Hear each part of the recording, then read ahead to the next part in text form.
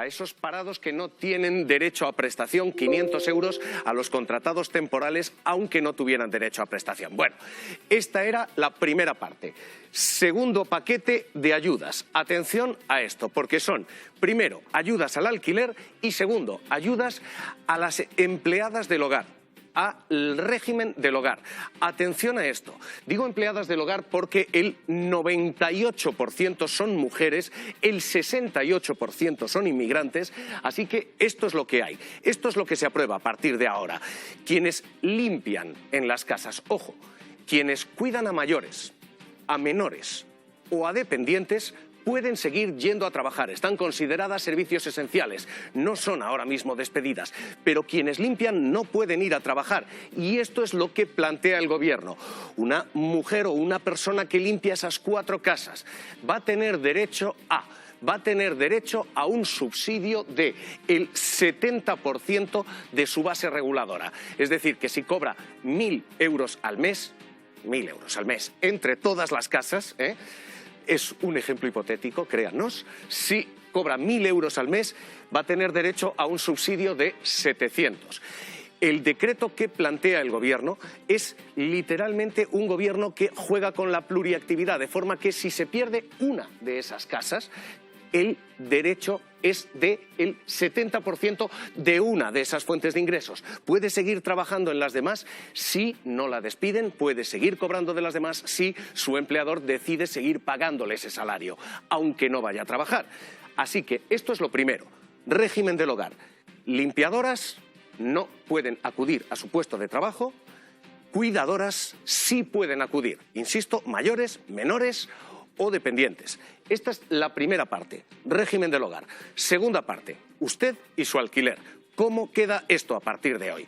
Bueno, el gobierno va a dar créditos a quienes tengan alquileres para que puedan coger ese dinero, pagárselo a su casero y devolverlo al Estado dentro de hasta 10 años. ¿A quiénes? A quienes entran dentro de este colectivo vulnerable, es decir, gente que tiene menos de 1.613 euros de ingresos en cada domicilio al mes. Este es el colectivo vulnerable.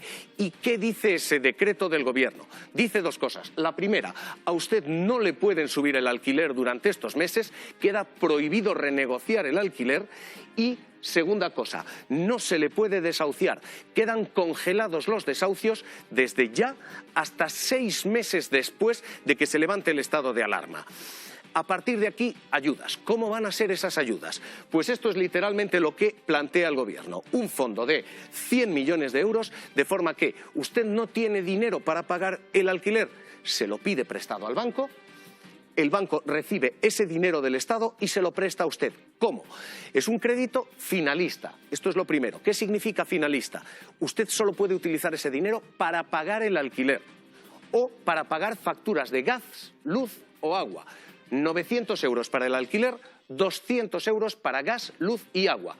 Finalista, no se puede emplear ese dinero para nada más. Segundo, a tipo cero, es decir, no le pueden cobrar intereses a usted. Y tercero, con 6 años de plazo de devolución. Ojo, son 6 años prorrogables otros 4 años más. Con ese dinero que usted recibe del banco, usted paga al casero. Y a partir de aquí empiezan las distintas variantes. Todo esto es para quien tenga un casero normal.